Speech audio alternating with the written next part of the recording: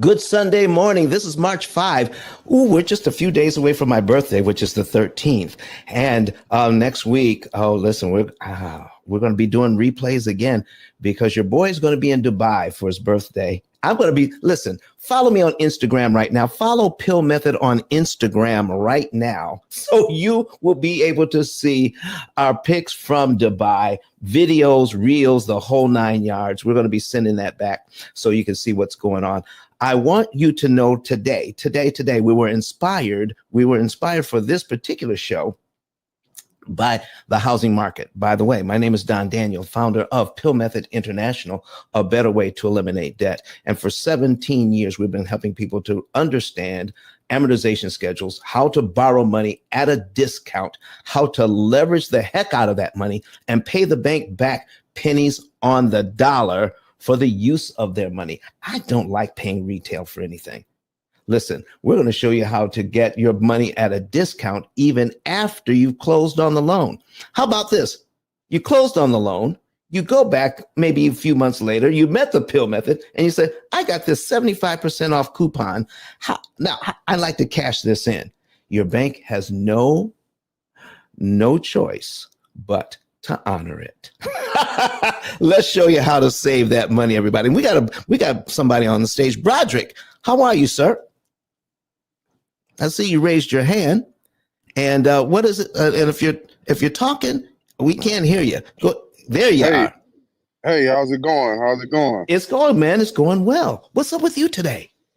Man, nothing much, man. I've been meaning to catch your shows, man, because you featured with my broker Janelle some months back. Janelle Compton here in Houston. Okay. You were talking about the P.I.L.L Method, so I just wanted to dive in much deeper and actually see what it takes, or what do I have to do to actually get maybe a one-on-one, so I can not only help myself, because I just bought a rental property, but I want to be able to provide my clients this service as well as a realtor. Well, listen, man, all you have to do is start out by asking a few questions. All right. So anything you want to know about this process, about lending, you just ask. And I'd like to answer some of those questions today. Do you have time to hang around with us today? Yes, sir. Let's do it. All right. So what we're going to do, sir, is first of all, you're a realtor. How long have you been a realtor? I've been a realtor for about 6 years now. Okay. And listen, tell me, what have you heard about the P.I.L.L Method that gets you excited or makes you want to know more? Talk to us. Man, the fact that you could basically omit majority of the interest and also get the loan paid down in a tremendous very, very shortly, basically. Okay. So how do you want to be able to use this information with your clients? So I want them to be able to know that I have access to this knowledge and I can show them how to implement it. And then that way, not only can they buy their primary residence, but they can start acquiring investment properties as well and do the same thing. So when they get their property from you and then you show them how to get investment properties, which realtor do you want them to use? Me? Me? Come on, man. So listen, offering people that kind of service is going to be great. So I want to ask you a couple of questions and let you dive right in, but I've got to mention our girl, Crystal, who just came on the stage. Be Crystallized just came on. Miss Crystal, how are you this morning? Good morning. I'm doing well. Thank you. How are you? I'm doing well. How do you like this title? I paid too much for my house. Now what? I like it. I mean, I think that's how a lot of people are about to feel, especially after this year. Listen, and I will need you to tell the folks what you do, Crystal, and give them some insight. Why do you think that this year is going to be the year that this is going to be a problem? So, good morning, everyone. I'm Crystal Armstrong. I'm in Dallas, Texas, and I am a licensed escrow officer in the state of Texas. I also am a signing agent, and I closed over 1,000 loans in 2021 and 2022. Oh, and over 1,500 in 2020. Um, and so, therefore, I've seen a lot of mortgages and a lot of interest rates. What I think is happening now is people are refinancing because they now need to cover additional debt that they have accumulated over the last couple of years due to the pandemic.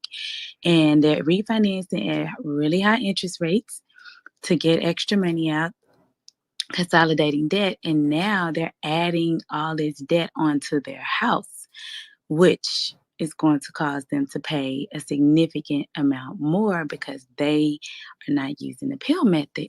Ah, And after the evaluations, because a lot of what people are also paying is insurance and taxes. mm. So between insurance and tax increases, as well as adding on debt due to consolidations in their refi, they're going to end up paying significantly more. And a lot of people will find themselves upside down in the event that they want to sell. Uh-oh. Now you got to tell us, what does upside down mean when you want to sell your house? What does that mean? Upside down means that you owe more than your house appraises for. Uh-oh. So if you owe more than what your house appraises for, then you may be trying to sell your house for 500,000 because that's what you need to pay off your loan, all right? And to make a little bit, but your house is only worth 425. Correct. So Because you've you go, added a lot of extra debt on there. oh. So now your house is worth 425. All right, but you need to sell it for 500,000 just to break even. You're not even making money on the deal at 500 grand, but you're 75,000 underwater. So if the best offer you're going to get for your house that's worth 425 is actually 425, that's the best offer you're going to get. So you have to bring $75,000 to the table to sell your own house. Yes, and I was talking to one of my sorority sisters who's a bankruptcy attorney, Mhm. and she was sharing with me that she has now acquired a couple of new clients. One lady is over $128,000 behind on her mortgage. Mhm. And of course, with all of those penalties and interest, she now owes probably more than her house appraises for. Oh my goodness. You know, that is coming. That's coming. And what can we do to And prepare that's going to for it? happen. Right. That's going to happen to a lot of people. So, I mean, bankruptcy is an option for some of them Mhm. because if you haven't had the money to pay the mortgage over time, and also what she was explaining to me how it works is when you're in bankruptcy, you have to make your payment to the court. And if the court deems you ineligible to qualify for what those payments are to get you caught up, Mhm. then you have to let go of your house. Oh my goodness. Listen, folks, we paid too much for your house. Let me before we introduce a credit goddess and RB, the realtor, let me tell you one thing and one thing now before we even get started and put this out here.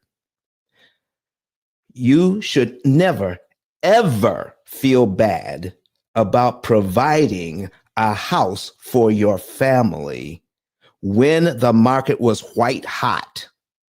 And that was just what you needed to pay to get into the house.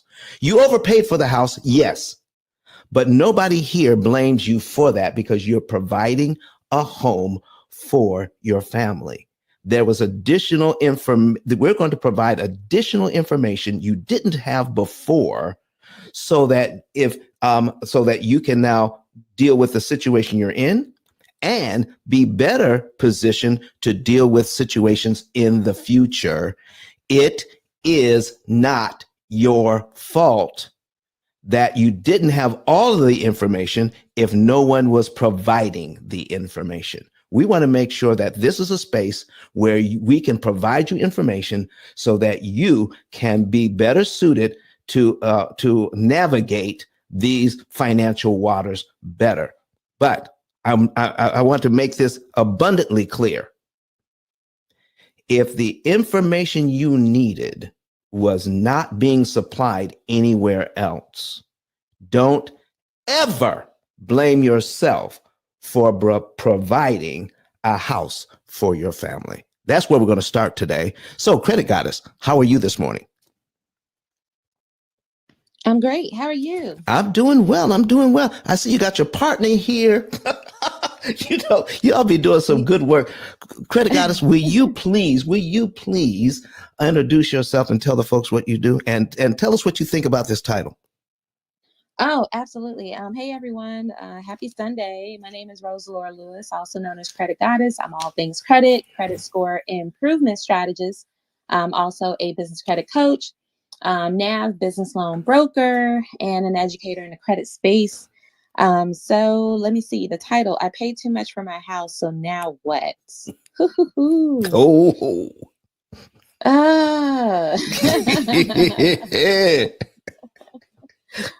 Oh man, it's so many different angles that I can approach this. But I mean, if you pay too much for your house, like you said, we're not blaming you for providing a home for your family. But if you pay too much for your house, I say, hey, get with the P.I.L.L method. Apply that tactic so that way you don't have to be in that space where you're feeling like I'm paying for this house and I pay too much for it. Pay it off. Because if you understand what you're paying in interest costs over time for the house that you feel like you have overpaid for, I mean, if we add the interest on top of that, okay. So the goal is just to pay down the interest cost for borrowing that money to pay for that house, and then that way you don't feel as though you still have a debt that you owe, but you have a home that you finally own, where you can pass down to your children.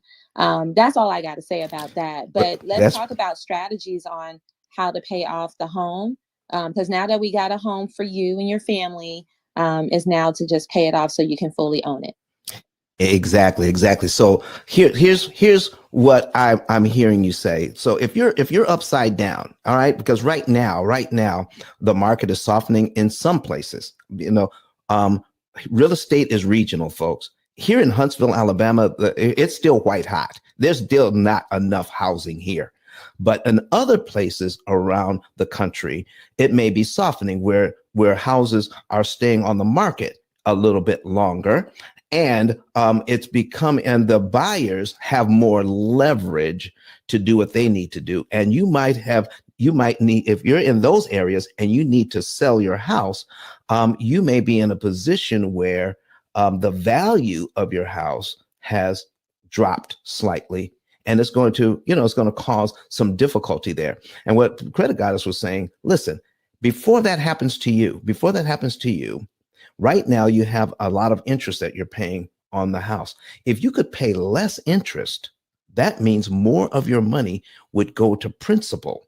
You can prepay the principal and correct an upside down situation. We're going to talk about how you can turn our upside down situation into a right side up situation in a relatively short time. So we've got RB, the realtor here. RB, would you please introduce yourself to the folks and talk about and your views on this title today? Well, good morning, everybody. Happy Sunday. I hope everybody's doing good today. How are you doing? I'm on top of the world. I'm doing great this morning. Come on, RB, talk to me. Well, that's wonderful to hear. So my name is RB, licensed realtor in the state of New York, buy and hold investor on the residential multifamily side, and a landlord operating in the long-term and short-term rental space with a passion for helping people to understand how to create generational wealth through the acquisition of real estate. I do have a whole bunch of things that are coming up. A mastermind for Women's History Month, a networking event that's happening in the month of April, and a free first-time homebuyer seminar that's sponsored by Dime Community Bank. That's happening on March 25th. And we have a mastermind panel with myself, Tax Deed Wolf, Colleen, Sean from I Kept It Real Estate, as well as Russell Gray from the Greater Harlem Real Estate Board, talking about how to get off-market listings and things of that nature. And that's happening on March 18th, all of which you can find on rb10k.com or either go to the link in my Instagram bio. But to talk about paying too much for your house and now what? Well, you're going to have to learn how to create some revenue. I feel like from your I property. was gonna say that, RB. I think Make some more that's money. Let's there listen. you go. You gotta Let's learn how talk to about make it. Let's talk about it because with more revenue, RB, what could you do? What could you do if you had more revenue? well, you can click the link in my rb10k.com card because then you'll see how to produce a profitable property, which is one of our masterminds that we have coming up. But there's a lot of ways to create revenue from your property, the inside and the outside, whether it's a single family co-op condo or a multifamily. A lot of people have unusable space or underutilized space, and there's other people that need space that you're able to tap in with them so that you can provide them with what they need, because there's always a need for things that you might not need for somebody else. So whether it's space in the way of creating rental situations, whether you're utilizing the property to have it as like, something on peer space where you just have somebody do photo shoots, whether you have people use your yard space to do entertainment, whether you're using underutilized space for storage for other people, whether you're using the garage, the driveway for parking, whatever it is, there's 1,000 different ways for you to actually create revenue. And we do talk about that in my Producing a Profitable Property Mastermind that I have coming up this month. But, to be honest with you, you should be trying to generate revenue from your property at all times, even if it is your primary residence. Mm-hmm. And then if you couple that with the strategy that you have to pay down your house quicker, Mm-hmm. then it's a win. So, once you have an asset, there's so much you could do with it because you own it. And that's not the case when you rent something. So the biggest thing that you need to do is get yourself an asset. And even if the asset is a little bit more costly than what you expect, you find those different strategies that I can help you implement to be able to produce revenue. So that way your strategy is paying for itself while you implement the P.I.L.L method to pay it down quicker. Okay, folks. So here's what we're talking about. Ian, who brought Ian up here? Somebody put a badge on him. Okay. Oh, shoot, y'all. Thank you very much. Appreciate you. I was coming in to introduce myself and say hello and add whatever I can. I appreciate y'all. I appreciate it. Listen, RB, you listen, this whole thing is going to turn into a real thing because people, at the height of the market, paid way too much for their house. And now when things are getting soft, they may be in a situation where they're going to be upside down if they need to sell in the very near future. Folks, if you're not there yet and you want to see what you can do to prepare yourself to turn that ship right side up so that you can be in a better position to sell that house, all right, whether you can turn it all the way around or at least reduce the amount of negative equity. Can somebody explain negative equity? Because that's what we're talking about today and how we can get rid of it. Who can explain negative equity? Isn't that when you're upside down? Oh, yes. Okay. Yes. So meaning that, so if you have negative equity, you owe more than the house is worth. So that's negative equity. We want to reduce that negative equity as much as possible and even become so that you can actually acquire positive equity. And you can do that in a relatively short time if you understand how an amortization schedule works and how you can take advantage of it. Ian, go on, folks. Go on and introduce yourself to the folks and tell us what you do, man. Morning, sir. Thank you very much. Morning, everybody. My name's Ian Jensen. I am a real estate agent and real estate investor. I'm in Southern California right now. And what I do is I educate vets and service members about how to use their VA loan. That's our specialty. And so on my personal side, I got about 8 doors in circulation right now for my investments. And yeah, I'm happy to do whatever I can. I like it. I like the topic today. It's really, really, really good. I just had this conversation with a client of mine actually, because he's worried about the payment. Sorry, y'all, I'm walking up a hill. Walking with the dog first thing in the morning. You got me. Okay. So no, it was a funny thing because we were talking. He's worried about the payment, so he's going to get a extra family member to move in with him. And I told him that a good way for him to, if he's worried about it, to take that extra income from that, because he can afford the payment. Take the extra income and throw that on top of the principal to start paying it down. To kind of talk about the subject matter that you're the expert in, right? So yeah, I'm great. I'm really happy to learn in and provide whatever I can right now. All right, folks, we're going to be putting some things on the screen around that subject. But, folks, there are several ways we can handle all of this, but we need to understand the main problem here in getting and dealing with turning negative equity into positive equity. So, Broderick, did you have a particular question about how all of this works today before we jump in? No, I wouldn't say a particular question. I just want to get the information overall because, like I say, not only for myself but for my clients, because I do acquire a lot of my properties, no money out of pocket up front through the process, and when I refi, I take money out as well. So I leave with the check as well. So, and that's what I teach to a lot of my clients and students. Okay, so folks, I'm going to put this on the screen and we're going to talk about this particular issue. And if you're in the audience and you have a question, please raise your hand. We have a lot of experts on stage that can handle this. We got some newbies in the room. I see some party hats, and congrats to you for being here this morning.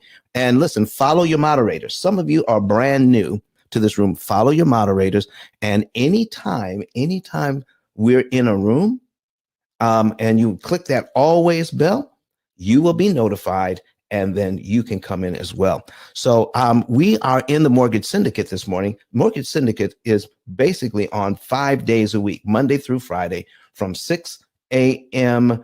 Eastern to 12 p.m. Eastern, 6 hours a day, 5 days a week. And this is the P.I.L.L Method Club, and we partner with the Mortgage Syndicate on Sundays. So you want to join our club and our house. So we have a house as well. Join our club, join our house, and follow me as the moderator. And we're going to give you some good information starting today. So let's go ahead and put something on the screen. And let me get this ready. So we're going to share the screen. And we want to do the entire screen, and there we go. So if you want to see this, all right, if you want to see what I'm putting on the screen, go to your secondary device, and like a laptop or a tablet, and you can search on YouTube P.I.L.L Method, and then you'll be able to see what we're talking about today.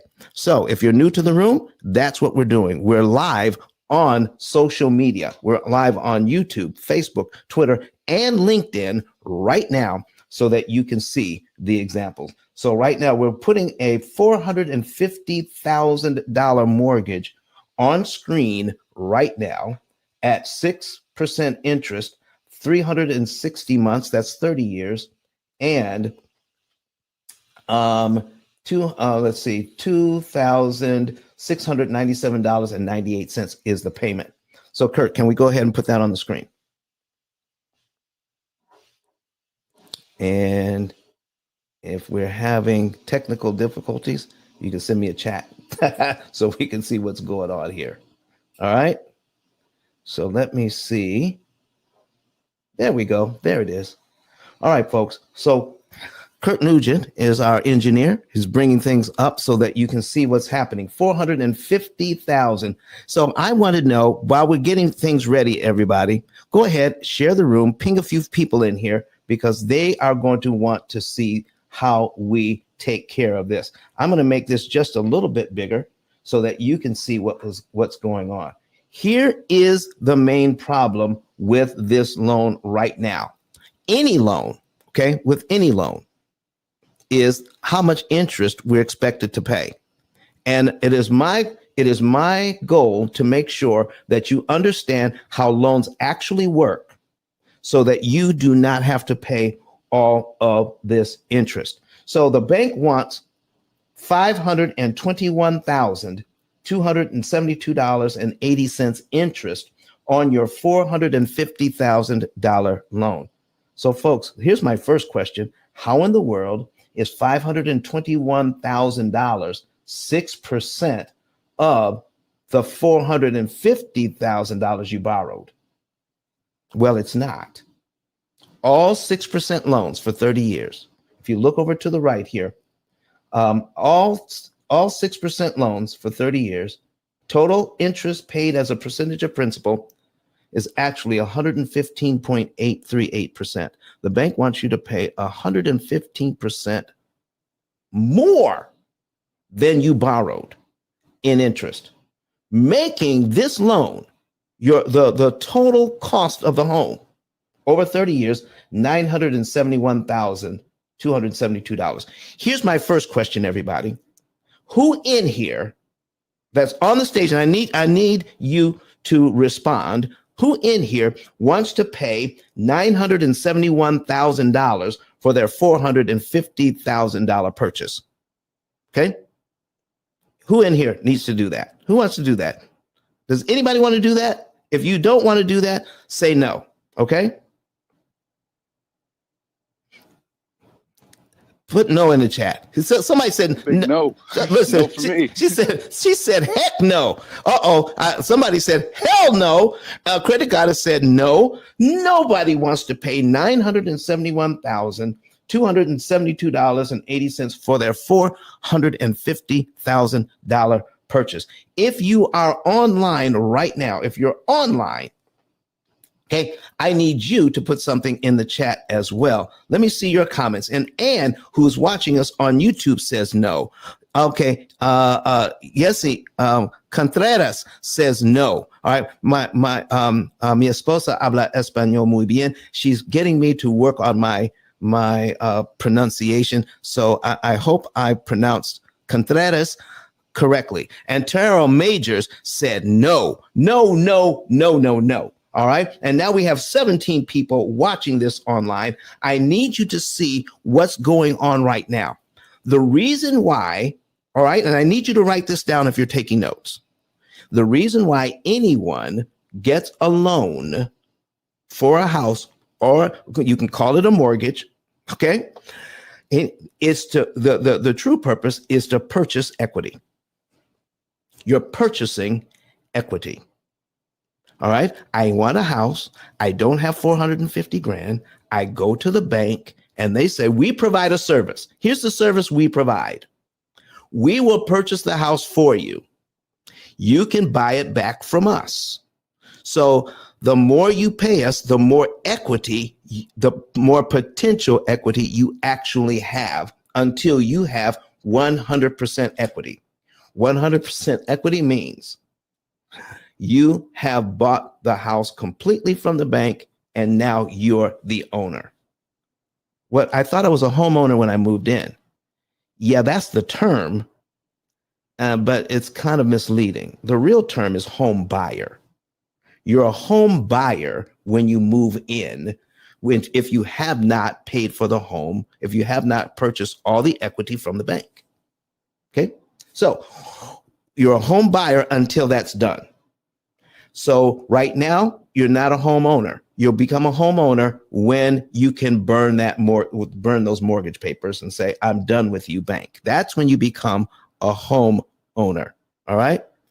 All right. So listen, folks, here's what we're talking about. I need you to see how we purchase equity from the bank and how all of this is set up. And we're going to break this down piece by piece. We have to see it piece by piece so that we can know what is actually going on. So I'm checking to see, we got somebody who wants to come to the stage.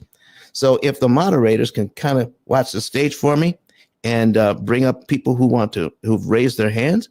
And so we can talk a little bit with anybody who wants to come up. So let me see here. Is there anybody else that wants to come up?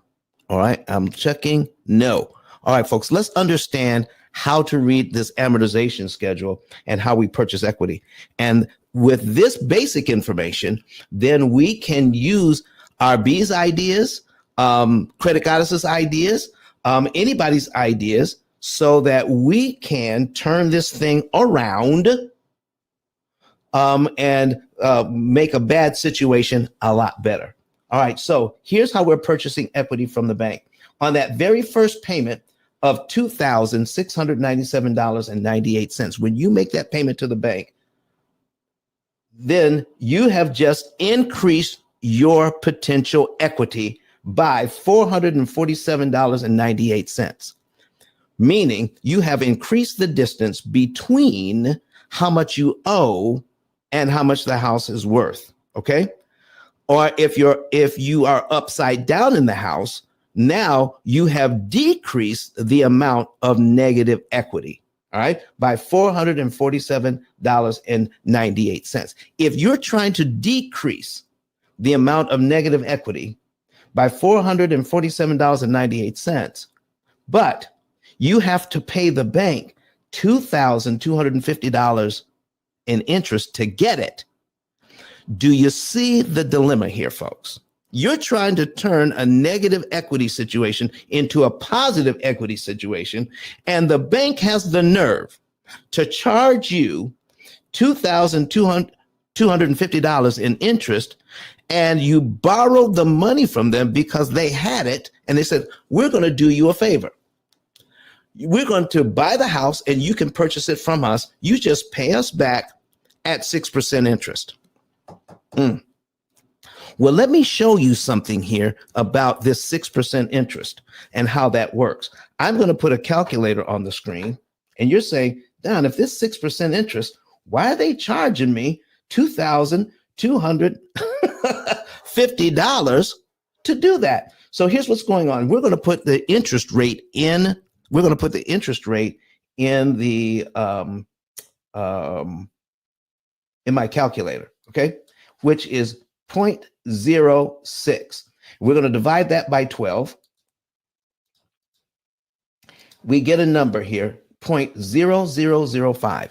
Let me tell you, here's what the bank is doing with your loan. They're taking 1/12 of the interest rate and multiplying it by the unpaid balance to get the very next interest payment on the very next line of your amortization schedule. So if you're at payment number 1, then the bank wants to use $449,552.02, the remaining amount that you owe, to figure out how much interest you pay on the very next line of your schedule. So if you start out at $2,250 on line 1, then on line 2 of your schedule, your interest now is $2,247.76. Folks, that's not even $3 difference. Your interest cost per month didn't even go down by $3. It is so expensive. And well, let me put it this way. It's inefficient. You have all of this money. You have all of this money going to pay for the house, but only a few dollars of that money actually does the job you want it to do. You want your money to pay for your house. And the bank is in the business of taking your money so that they can build more houses for them. Is that why you got into this? To buy more houses for the bank? Or did you get into this to purchase a house for your family? Let's see what we can do about this, but we've got to understand what they're doing first. So we're going to take that 0.005. We're going to take the 6%. We're going to divide it by 12. And then we get 0.005, and we're going to multiply it by the principal balance. All right. So we're going to multiply this times 449,552.02 equals $2,247.76. This exactly what you have on line 2. That's exactly what's there on line 2. All right. So, Credit Goddess gave me some insights on this. I just took the formula that she gave me. I tweaked it a little bit. Credit Goddess, how do you like that part? Okay. I like it. Okay. I said, well, this is what my Asperger's brain sees. So let me turn it around in a way that I can understand it. And this is what we came up with. But $2,247. Now, what is actually going on, folks, is the bank isn't taking your $450,000 and somehow multiplying it by 6% to get how much interest you pay them each month. That's exactly how it doesn't work. What is actually happening is this. They're using a formula, all right? And let me bring up the formula that they're using. All right. So we're going to do this. The formula for amortization formula. Okay.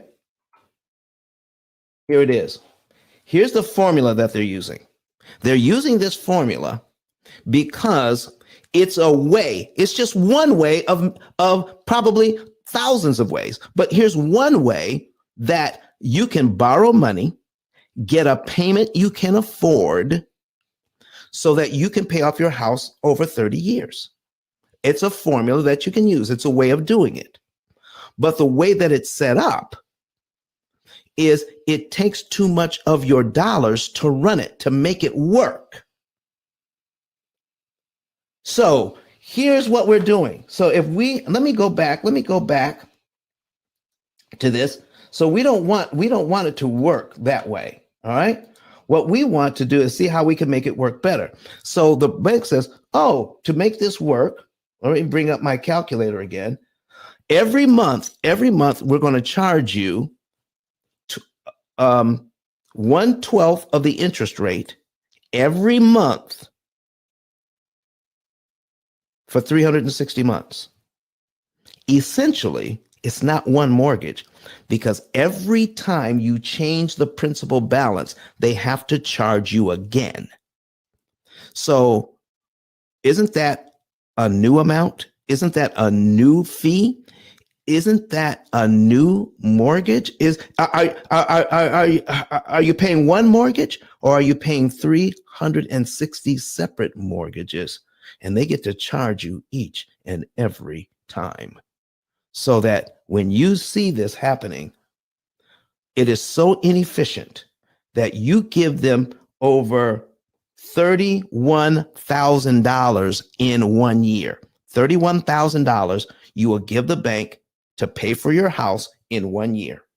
But out of that $31,000, $5,526 went to reduce your negative equity. Only 5,000 out of 30 grand. So folks, if you're negative, if you're upside down in your mortgage, how in the world are you going to fix it? By every year, you can only change your negative equity situation by $5,500 out of 30 grand that you just gave the bank. Listen, I need to hear what you guys think about this. And understanding it for what it really is. I paid too much for my house. Now what? Here's the situation I'm in. Can I fix it? Can I fix it? Is there something that we can be done? All right. So now, here's what I need you to know. Looking at this, looking at how the bank uses this formula. All right. This formula was actually created in the 16th century. And it didn't become popularized in the United States until 1934. That's when they started using this formula. Out of all the formulas they could have used, they reached back all the way to the 16th century. All right. A mathematician called Fibonacci came up with this in the 16th century. And of all the ways to pay back a loan, they chose this way because it makes a lot of money. It gives you a payment you can afford but it takes too much interest out of your payment to make it run. Oh my goodness. Let me put it to you another way. $2,250 in interest, $2,250 in interest. Let's take a look at that. All right. So in the very first month, $2,250 in interest. We're going to divide that by your total payment.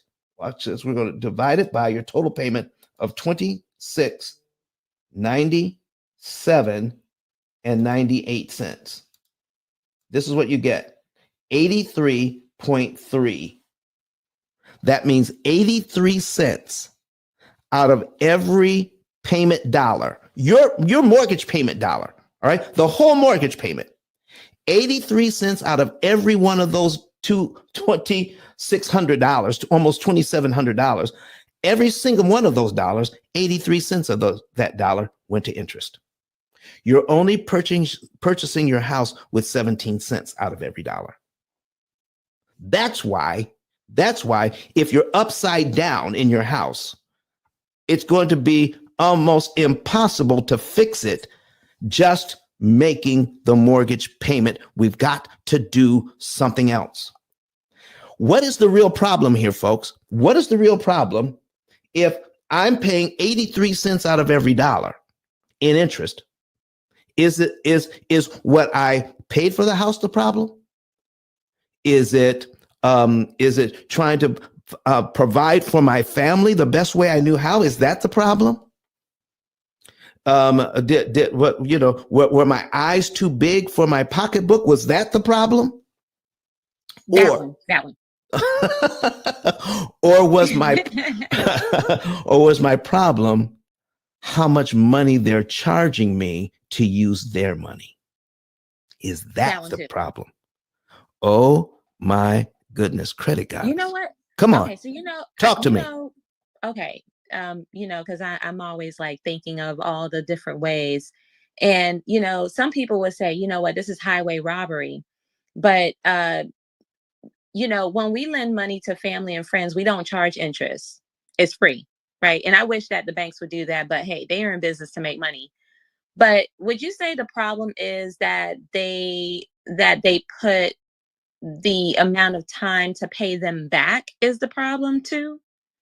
Because if we were purchasing a home and we didn't have the banks, we would have been saving up the money to buy the house full price, right? So we would aggressively save the money to buy the house because that's the only way, right? Right. So if the banks give us the money to get the house right now and we pay them back later, do you think the problem is that they gave us too much time to pay back the home? Even though what you're talking about right now, Ice, you're talking about how you can pay off the home in 7 years. Right. So what is really the problem? Is it the fact that they're comfortable with the idea of paying the house off in 30 years, that they're not going to aggressively pay it off in 7 years? Credit Goddess, that's a very good question, because I was in Houston this past week. I was in Houston and I was talking to middle schoolers, 8th graders. Okay. And believe it or not, talking about this subject, I actually got a standing ovation from 8th graders. Okay. Really? Yes, from 8th graders talking about finances. Okay. But here's what I told them. We put a $200,000 car that they would probably, like, a $200,000 car right next to a $200,000 house. And I told them to buy this car, if I wanted to finance the car, the bank is only going to give me 7 years to pay this car off. $200,000 car. But they'll give me 30 years to pay off a $200,000 house. They said, what? They listen, they're trying to understand. They're trying to understand at their age, why would anybody, if you could pay off a $200,000 car in 7 years, why would anybody pay on a $200,000 house for 30 years? Now, they're beginning at that age, they're beginning to ask the questions we should be asking now. But you are exactly right, Credit Goddess. We get so used to doing things a certain way, we don't ask the same questions a child would ask because they're still innocent. We've been conditioned to think this way. So I'm trying to provide some unconditioning so that we can do something a lot better. All right. But you get a lot of pushback on that.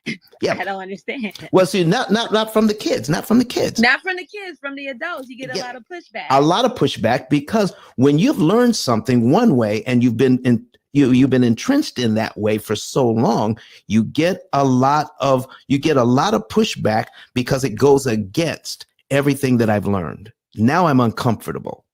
I was comfortable, Don, and now you provided some other information that's going to cause me to think, and now I got to think, and now I got to make a new decision. Do I want to do the new thing, or do I want to keep doing the old thing I've always been doing? Now I got to make a choice. So the kids aren't making a choice. They're going to look at that and say, what? So I asked the kids, what is something you want to buy? What is something you want to buy? And they said, what if I wanted to buy some Nikes? I said, okay, let's buy some Nikes. All right. And so they said, well, I'll pay about $200 for these Nikes. I said, okay, I will lend you the money. So I brought 5 students up. To the front of the class and gave them $20 each. I gave them $100. So you're going to pay for these Nikes. You're going to pay me $100 payments for these $200 Nikes. I'm going to lend you the money so you can get the Nikes now, but you're going to pay me $100 a month to pay for the Nikes. And they said, okay. And so I said, well, when they did that, I said, now, if we're going to do this like your parents are doing or like other people are paying for their mortgage, where 80% of the payment you make goes to interest. So what I did, I said, this young lady here that's holding this $20, this goes down on your shoes. And then the rest of you go over there and sit in the bank because that $80 just went to the bank. It just went to me because I loaned you the money. They were incredulous. They said, oh, no, we're not trying to buy our Nikes like that. I said, well, that's how your parents are paying, are using their money to pay for the home. They're actually spending your inheritance on interest when $20 for your Nikes is paying for the Nikes and $80 goes to me, the bank, because I loaned you the money. They would have no part of it. Can you imagine when I opened up my bag and gave all the students one of my books? Do you know, listen, can you see 8th graders clamoring to get a book on finance? Listen, not even the teachers could believe it. So once they saw that and I signed the books for them, and listen, they were trying to get more than one. Oh, goodness. That's awesome, Eyes. This is what's happening, especially when I told them, listen, I gave another 5 students $20. I gave another 5 students $20. And I said, now, here's how you're going to pay for these Nikes if I loan you the money. So once you make the initial payment and only $20 goes to the Nikes and $80 of that money goes to the bank in interest, and you have another $100. And I said, if you take this student, if you give your $20 to that student over there, right, that $20 you don't have to pay interest on because you gave it to them in the same month. So you can put this $20 on, and I got another student. That $20. So all 5 students were able to put their $20 directly on the Nikes because they had already paid interest for that month. So every single dollar went to principal. And so by the end, they had $120 on principal because now they're disrupting the bank's timing so that they can pay for the Nikes faster and cheaper, even though they borrowed the money under my terms. But there was a loophole in my terms, meaning any extra money you give me that month goes directly on the Nikes. Oh, man, they got that book. I don't know if they read it, they took it home to their parents, or just what. But then I said, I need you to look it up. I need you to go ahead and look it up. So they looked it up online. They saw that it was on Amazon. They saw the P.I.L.L method. They looked at that, and it says, and then somebody actually went on YouTube and said, how many views do I have on my channel? It's over 800,000 views on my channel, folks. This is what's going on. This is what the kids look at. So if your 8th graders can get excited about this process, I'm going to show you how you can get just as excited today. So, Credit Goddess, what do you think about that? I love it. I love it. I was asked by the city here of Boynton. I'm going to have to use that tactic, that activity for the kids I have to teach down here, college and high school students. But I love it. I love it. If the kids can get excited about that information and early, imagine how they will be when it's time to start adulting and they learn this information from you. They're gonna always remember you, Don. We need to teach the kids to teach the parents. Exactly. And I get it, because once you start becoming an adult and you have all these responsibilities, you're on a go. And when you get into that space where you're like, okay, this is it's just on autopilot, right? And to have to change up and switch up is going to take a lot of strategizing, a lot of new ideas and things like that. And sometimes it's just not enough brain cells to have to think of something new. So I get it. I totally get it. So while kids are fresh and they're not clouded with all the responsibilities and things like that, you got to catch them early. And if the parents don't have the time to do that, then this is why it's important for us to do this. So I applaud you on that. Good job. Thank you so much. So, folks, we're going to take a break right now. We're going to refresh the room. We're going to make sure that everybody knows what's happening. Where are we? We're in the Mortgage Syndicate. Okay. All right. And this is the Mortgage Syndicate Club. Join the club if you're not a member of the club. Also, join the P.I.L.L Method Club. You can click on my profile, join the P.I.L.L Method Club and the P.I.L.L Method House. And the P.I.L.L Method House is called the ICE House. Okay. ICE stands for Interest Cancellation Expert. And we just I just gave you an example of what you can do with understanding how prepayment of principal actually works, so that 8th graders got excited about how they can borrow money at a discount to purchase Nikes. And they were excited about the book you see on the screen right now. It has been a 6-time #1 bestseller on Amazon. And it is called the P.I.L.L Method, a better way to eliminate debt. You have the basics right here in your hot little hands on understanding what the banks don't want you to know. All right. So we're going to get back to this example. I'm going to show you what you can do to fix your upside down situation, if that's where you are. All right. But also, if you want to know the month, day, and year you could be debt free, and if you're upside down in your house, if you would like to know the very month you would go into positive equity, the very month you go into positive equity in a very short period of time, you can know that by getting a savings and earnings report today. Okay. Get a savings and earnings report. Click on my link above, and when you click on that link, ice10k.com, ICE, the number 10, the letter K.com. All right. All right. And let's see, I'm going to put that in the chat. ICE 10K. I'm online here, but you can, if you're on Clubhouse, you can just click the link. ICE. All right. 10K.com. All right. There you go. Now, you'll see a button there. When you open that up, you'll see a button that says get a savings and earnings report. Fill that information out. Follow all of the directions. All right. Follow all of the directions, and make sure when you're putting your cell phone number in, all right, to get it verified, make sure your cell phone number goes right up against that one. Don't leave any spaces, no spaces when you're putting your telephone number in, and then get it verified.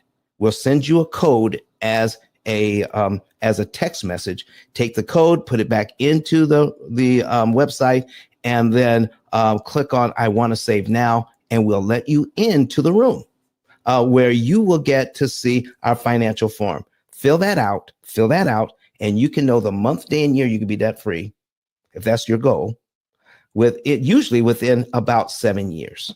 And I'm not talking about just the mortgage.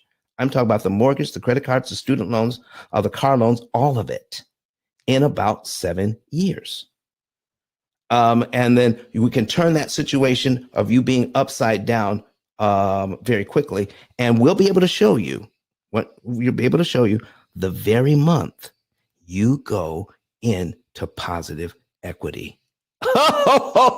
That is going to be an awesome deal, folks. So listen, go ahead and now we're going to, if you heard something that sounds positive to you and you want to share this, listen, you can become an affiliate with the P.I.L.L method. Just click on the same link and it takes 15 seconds and you can become an affiliate for free. And then we will pay you when you send people our way. And all you have to do is make sure that the folks you send our way have at least $100,000 in debt and a mortgage. All right. And then we'll pay, once they become a client, we'll pay you $300. You don't have to sell anything. Just point them to the YouTube channel, have them watch some videos, and you follow up with them in 24 to 48 hours. And then ask them, do they want more information? They say yes. Go back to the 10K card. Go back to the 10K card. And there's another button that says, then you can fill that out. You can send us a referral. Send that referral card in with your name and number, and we'll make sure that you get credit for that referral. How about that? Can't be easier than that. Let's get back to this thing on understanding how to turn that around. Now, we just went over this, but I've got some comments online here. All right. We've got some comments online. Cindy Lee says, my daughter learned about, she's watching us on YouTube. Cindy Lee says, my daughter learned about stocks in the 6th grade and stayed focused on it. She's now in her 30s. The young age absorbs. Listen, these young people pick up on it. That's awesome. Okay. That is awesome. Anytime I can come to a school and talk to them, we're going to be all for it. Okay. Let me see. George Blevin says, this is new, but it's very interesting. That's what he says. All right. Let me see. What else do we have here? He says, what do you do if you only have enough to cover your bills every month? How do I make the extra payments? George, that is a very good question. And most people, here's what I know to be true. And you tell me this, Credit Goddess. The people do they pay exactly, to the penny, the money that they bring in, they spend exactly to the penny every month on their bills? Does anybody ever do that? I make $4,800 a month, and out of my $4,800 I bring home, every single penny pays bills. It comes exactly to $4,800. I've never seen it in my life, not once. Okay, you're either making more money than you're paying on your bills, or your bills are higher than your income. That's it. If your bills aren't higher than your income, then what we need to do, folks, is track your spending. That's a budget. Track your spending. How much are you spending on food? Write it down. How much are you spending on electricity? Write it down. How much are you paying for your insurance, for your TV? How much are you paying just to have a little fun with the family? Let's write that down as well. If you will track all of your spending, you will see that at the end of the month, there's some money left over. What you may be thinking is it's not enough to actually do something with. Well, I'm going to show you, George, watching us on Facebook, that it only takes a little bit of money to kill a loan like this. A tiny amount of money. George, are you ready to see how a tiny amount of money can make a difference in this loan you see on the screen? Oh, man. So Adrian, watching us on YouTube, says home ownership seems so overrated and stressful right now. Yes, if you don't have all the information, Adrian, it can be stressful. But once you learn the rules to the game, okay? Here is what's going on with this loan. We don't know the rules to the game, so we think we have to purchase equity like this, but you don't. I'm going to show you how you can win at this game. All right. Ann says, love that. Love that. Kids seriously get it. Yes, they do. Dennis Glebe says, Don, looking. All right. He's going. I'm actually meeting with Dennis Glebe. He's looking forward to our meeting coming up on Monday. All right. And let's see. Adrian says, I hate. All right. This is going to be serious, folks. She says here, I hate. I lost my home due to arson. My interest rate was 2.5%. I'm without a home. I'm now looking to rebuild a different home on my lot or buy another home, but the interest rates are ridiculous. Adrian, let me tell you something right now, and I hope I get a chance to talk about this today. The higher interest rates when it comes to paying off mortgages are better than the lower interest rates. And I'll be able to show you that today. I'm not just talking out the other side of my mouth. The higher interest rates are actually more conducive to saving interest and paying off the home early than the lower interest rates. And I'm going to show you the numbers. Okay? Adrian, we're going to do that for you today so you can feel better. All right, you already lost the home because it burned down. Let's not add insult to injury with the high interest rates. All right. And because you can control not the interest rate, but you can control the interest cost, how much you actually spend on the interest. Okay. So let's jump right in. Let me show you what's going on with this thing, folks. I need to put the thing back on the screen and we're going to show you what I did with the kids. I gave them a scenario where they were buying Nikes, okay, $100 a month. And they were outraged at the fact that I was charging 80% of the payment they gave me. I was charging them the interest, 80% of the money they gave me. All right. But I showed them after they paid the 80%, what could happen after that. Every dollar that they gave me in the same month went to principal. They gave me another $20. They put another $20 on the Nikes. They put another $20 on the Nikes, and it didn't cost them anything. All 100% of the money they gave in that same month went to principal to pay off the Nikes. Oh my goodness. Well, I'm going to show you how that works right here, right now. So if we make a payment number one. Okay. I got a new young lady on the screen. Ms. Contreras, how do you pronounce your first name?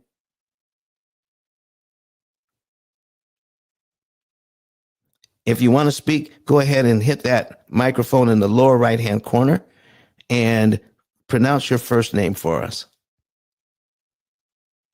Maybe you can't speak right now. I think it's pronounced Yancy. Yancy? Hi, Is that how you pronounce it?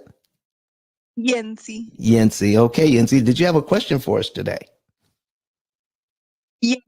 Can you hear me now? Yes, I can hear you. Yes, it's Yancy.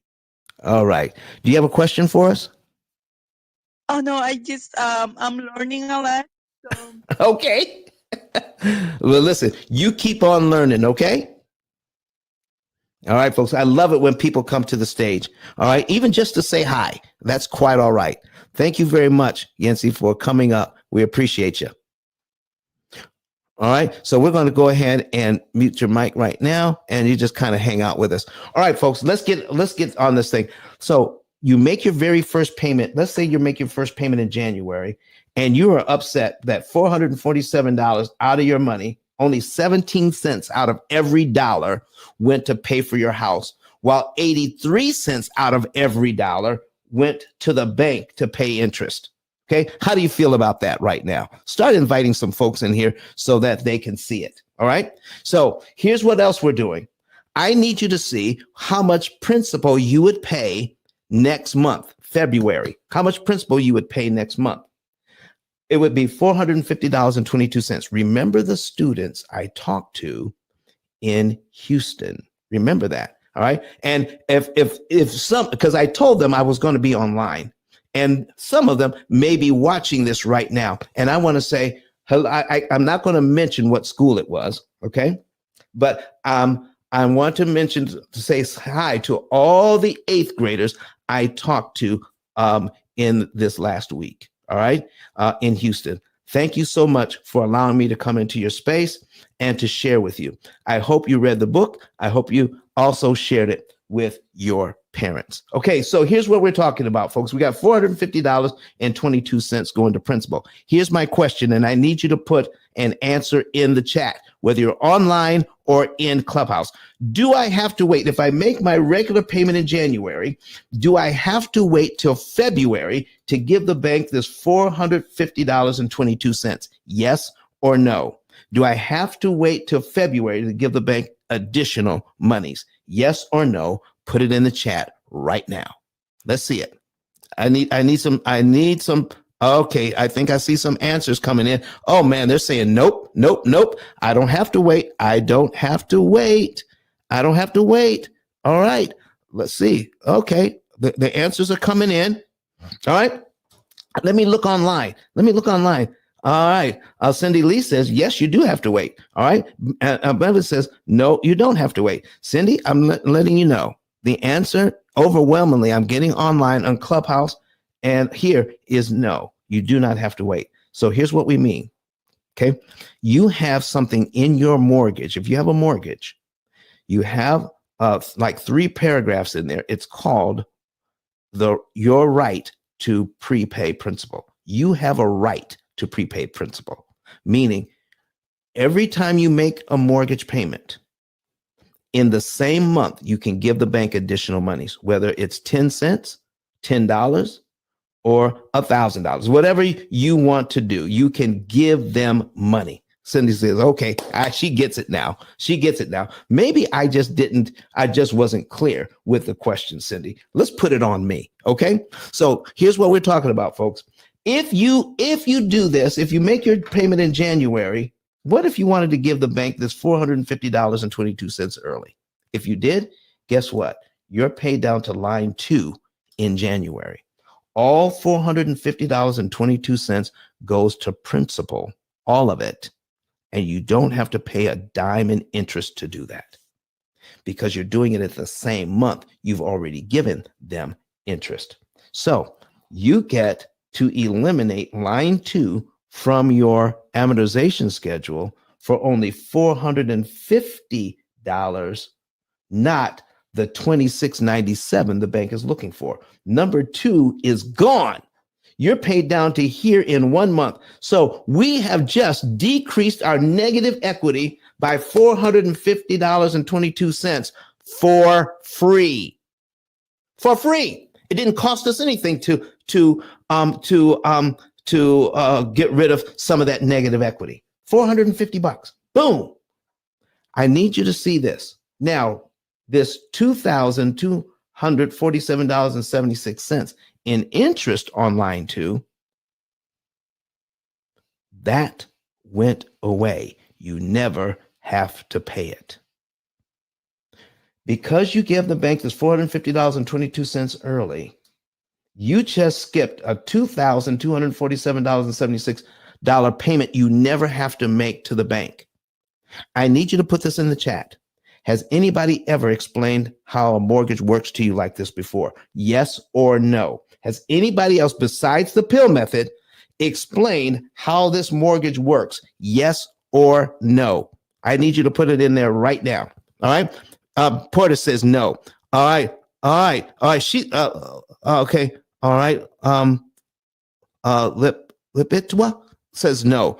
Lana Smith says no, sir. No one has ever explained that to us. Okay.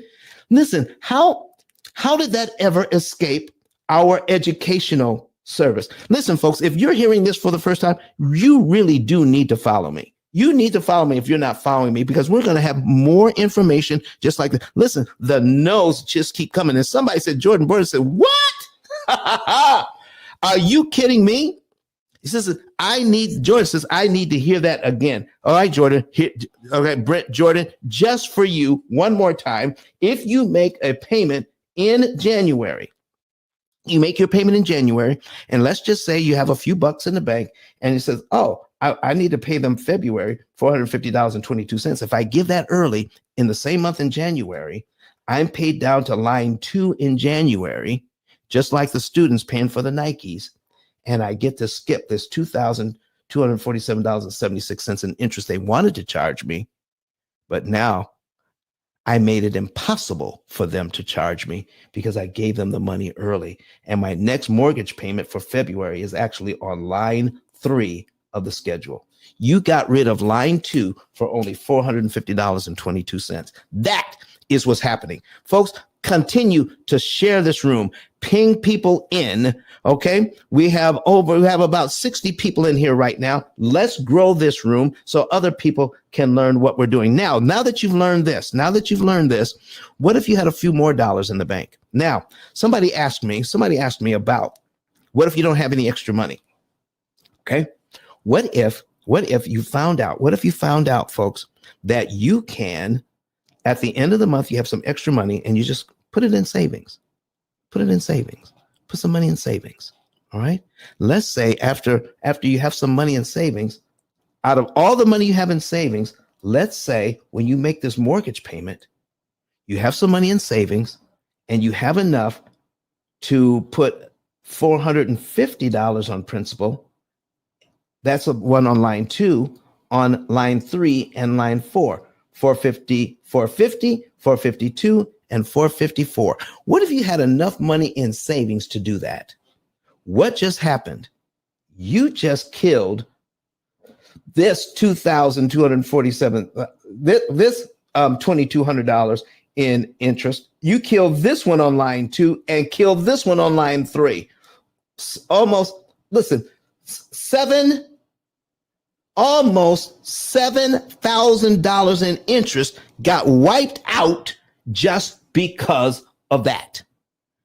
Jordan says, damn, I should have told people in the beginning. Listen, you're going to see some stuff and it's going to make you want to say some bad words. He says, so I'm going to change it just a little bit. He said, dang, I thought I was pretty good with finance and I never heard of this. She says 100% he's following.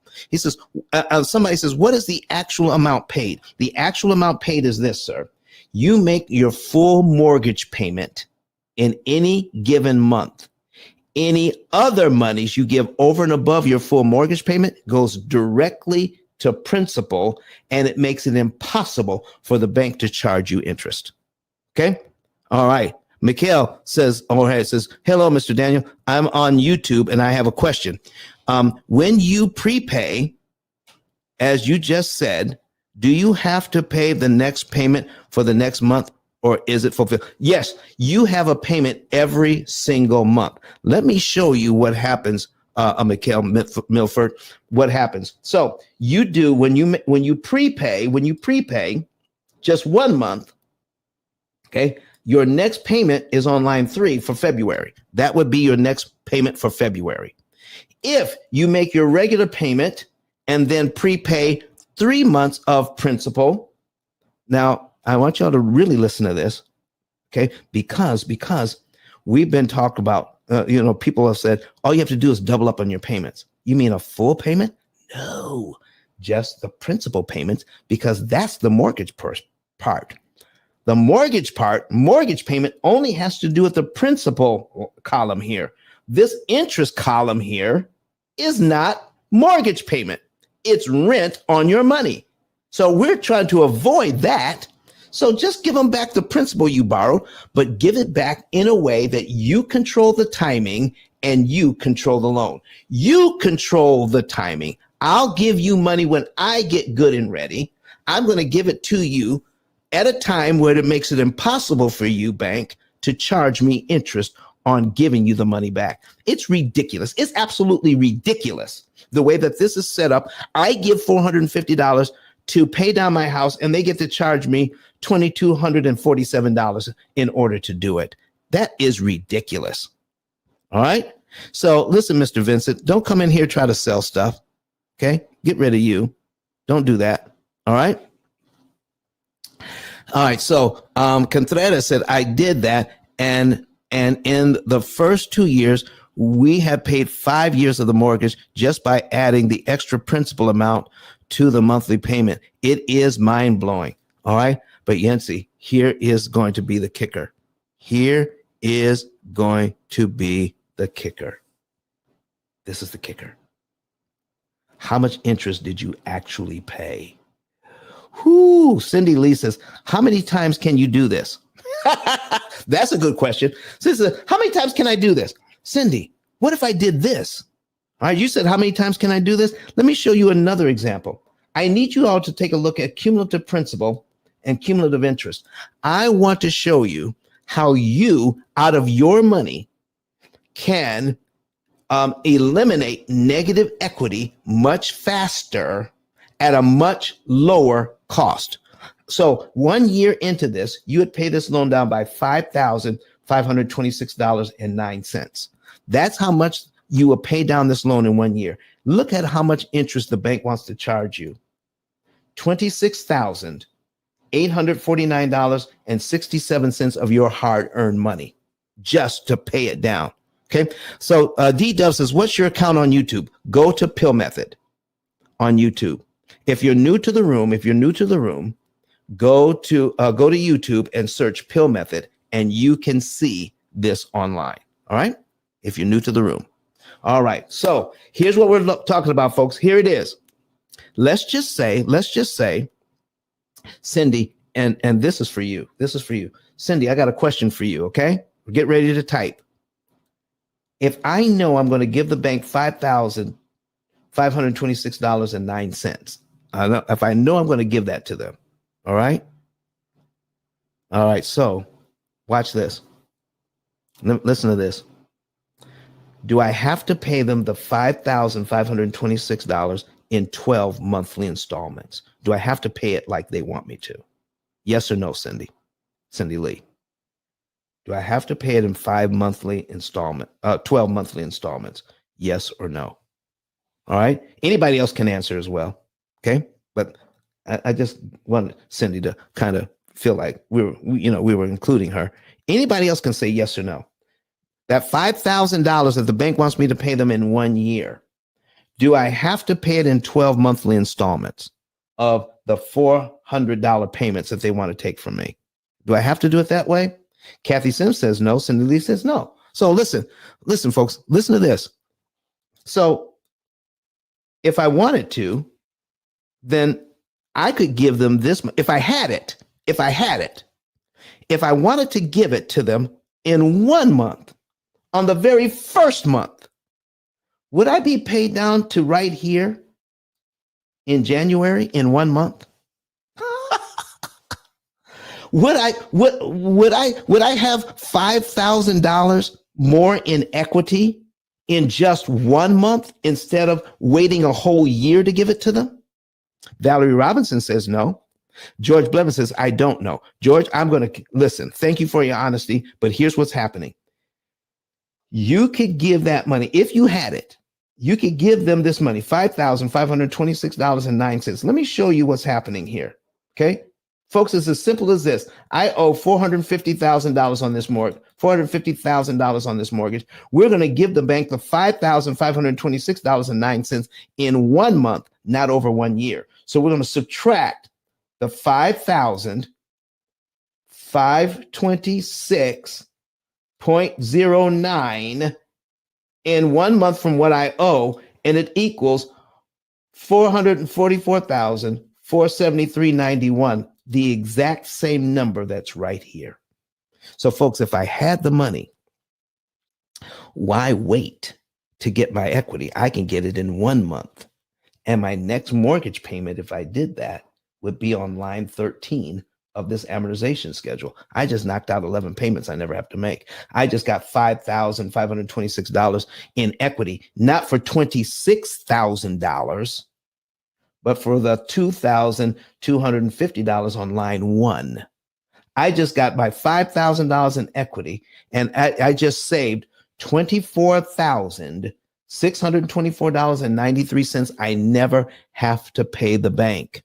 So you're getting your equity faster in 1 month, and you're getting it cheaper because we're not following the bank's program. Oh my goodness. This is just the basics, folks. This is just the basics. What if you had a computer program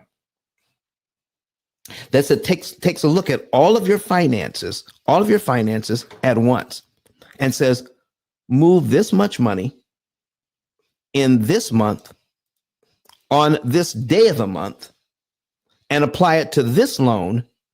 Here is how much interest you save, and here's how much equity you get for free without having to give the bank all that interest money, because now you are in charge of the loan, not them. Folks, if you want to turn a negative equity situation around, there are certain ways that you can do this. So, Credit Goddess, what if you could? You don't have to, in my system, you don't have to make extra money. But what if you did? What if you did make extra money? What if you did a little house hacking? What if you did do, Credit Guys, I've got my wife and I, we live in this house. It's 4 bedrooms. We've got guest rooms. It's just us. If I wanted to, could I put my extra bedroom on Airbnb? Or Absolutely. I could do that. I could make a little extra money.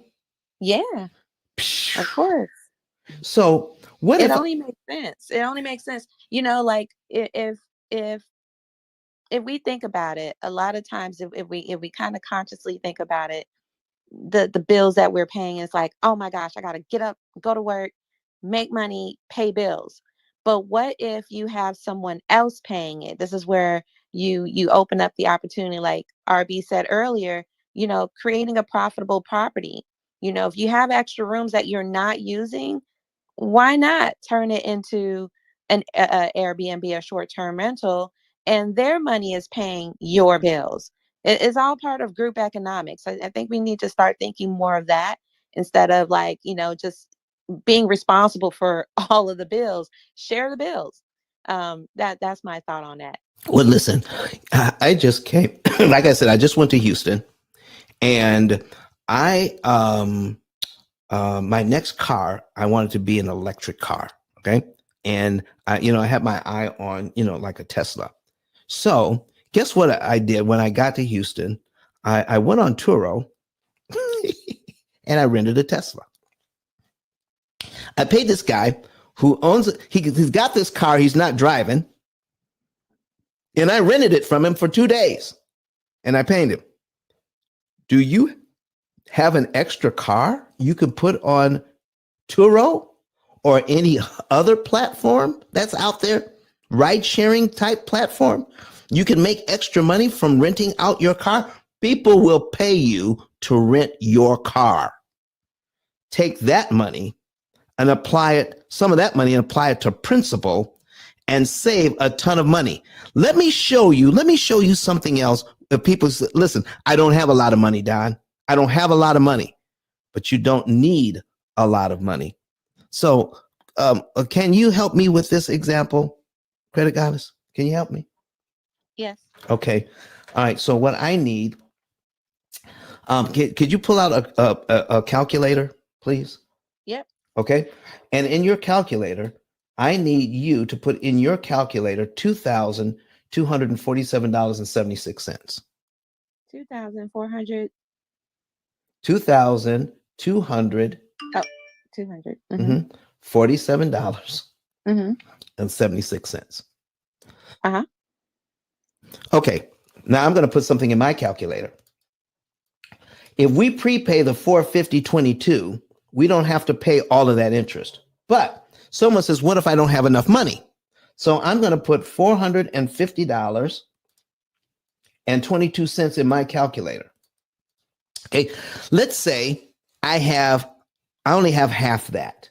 So I'm going to divide my 450 by 2. Okay, divide my 450 by 2.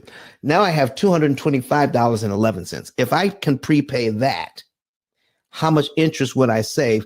So credit cards, if you divide yours by 2, that tells us how much interest I can save with only $225.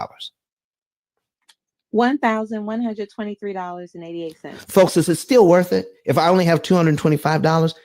If you have to stop looking at the principal balance. That is the distraction, how much you still owe. What we should be looking at is how much interest we're being charged and how I can get my equity for free.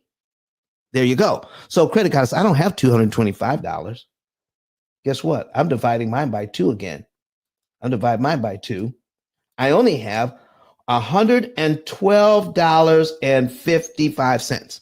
How much interest can I save that way? If you divide yours by 2 again? $561.94. Are you kidding me? Over $550 in interest I would save with only $112? Well, guess what? I don't have $112.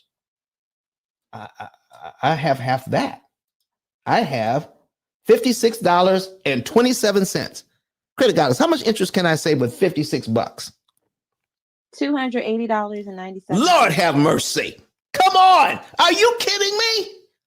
Where has this information been where I can take $56 invested in my property and save how much interest?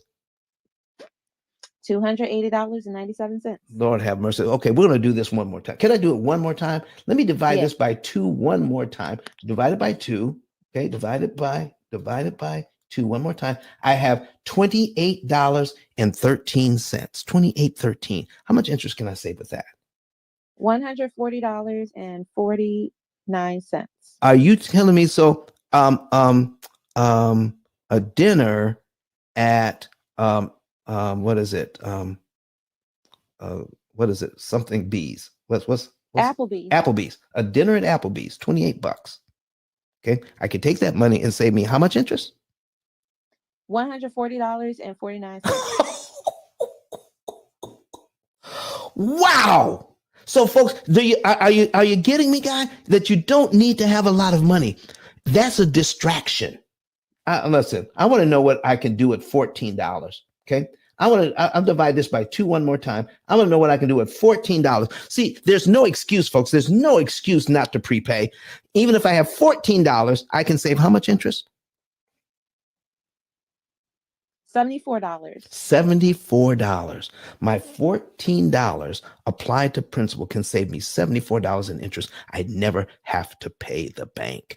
Our money, because this is the weakness in their system makes so much interest that because of the math they use, if we disrupt their timing, we save at the very same rate they're charging us. If they're supposed to charge you $2,247 in interest, you can fix it so that you save exactly the same $2,247 in interest they wanted to charge you.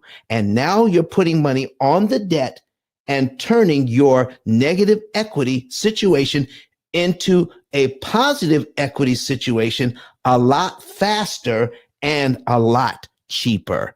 Take your extra money that's left over from your bills.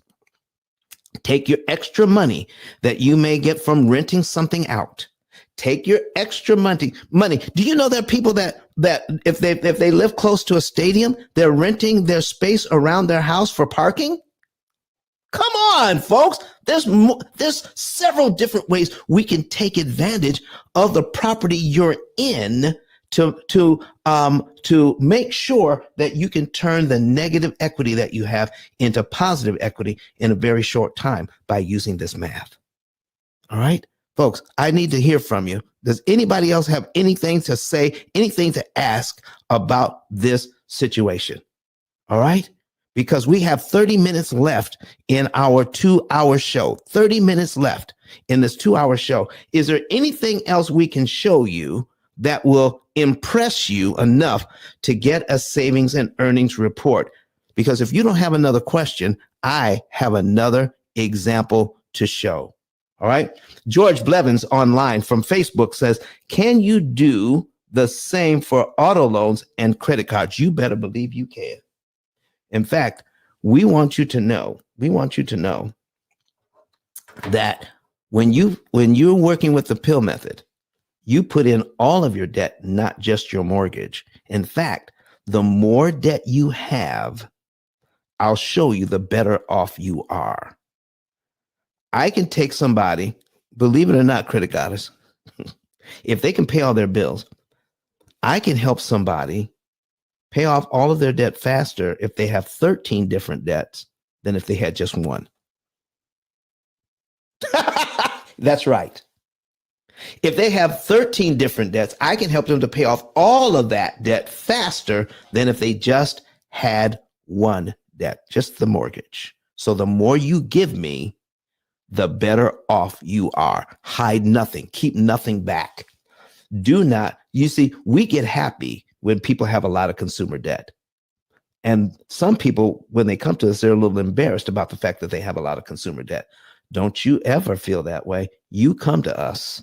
We'll show you how you can leverage that consumer debt and turn it into wealth, turn it into a positive, turn it into something where you now have equity. Oh man, now you're talking about net worth. Right now you have a negative, you may have a negative net worth. How would you like to have a positive net worth within just a couple of years? That's what we're talking about, folks. All right. So George says, George, I hope that answers your question. We want all the debt. I want all of it. So I can show you what to do here. Go to P.I.L.L method, go to ice10k.com and click on getting a savings and earnings report today. All right. And I need to get a quick drink of water. And while I get a quick drink of water, I need you to hear from someone who has taken advantage of this program. And then I'm going to show you how you can get an excellent return on your money. Listen, folks, what is a good return on your money for you? 7%, 10%, 15%? I'm going to show you how you can get a guaranteed more than 100% on your money, return on your money, guaranteed. 100%. Would you like to make 100% on an investment guaranteed? I will show you in about a minute. Let's hear from Dr. Eric Thomas, E.T., the hip hop preacher. Listen to me, y'all. But one of his mentees took us through one of their programs, and I paid off my mortgage. But guess what happened? My marriage went to a whole nother level. And you know why? Because my wife is a security freak. And even when I blew up, my wife would be like, oh, you blew up, but how long is you gonna keep making this kind of money? I was like, I don't know, forever. She's like, you sure? Because I'm gonna keep my license as a nurse just in case you don't. So when I paid the house off, my boy was like, you ain't gotta do that, you can do this. But when I paid the house off using that program, it took the stress level all the way down for my wife because we no longer had a mortgage. Does that make sense? That thing that was coming every month, that was getting on her nerves, we didn't have that no more. And so she was at rest.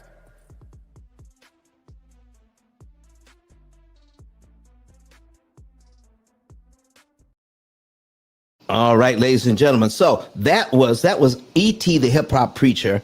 I mean, he's the #1 motivational speaker in the world right now. And he used the P.I.L.L method to make his wife feel so much better about the fact that their house is now paid off. So we have something from Weaver, the wrestler. And Weaver, I'll have you know that I wrestled in junior high, high school, and college. And my college wrestling days was at Western Michigan University. So if you're a collegiate wrestler, freestyle wrestler, congratulations. So he's on the other side of his mortgage now, where he has about $1,500 going to principal and only $500 going to interest. Can he use this methodology? So here's what you're looking at, Weaver. All right.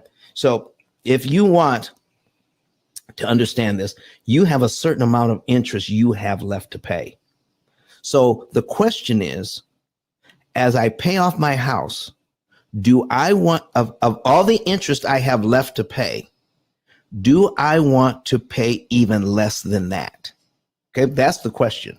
Now, when you ask that question, when you look at how much money it's going to take to pay to pay off the interest that you have left, you have to look at how much interest can I save?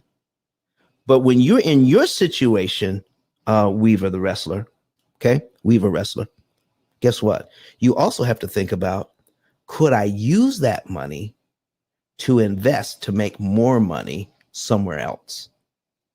When someone asks you, when you ask a financial question of any so-called expert, their first answer to you should be, I don't know.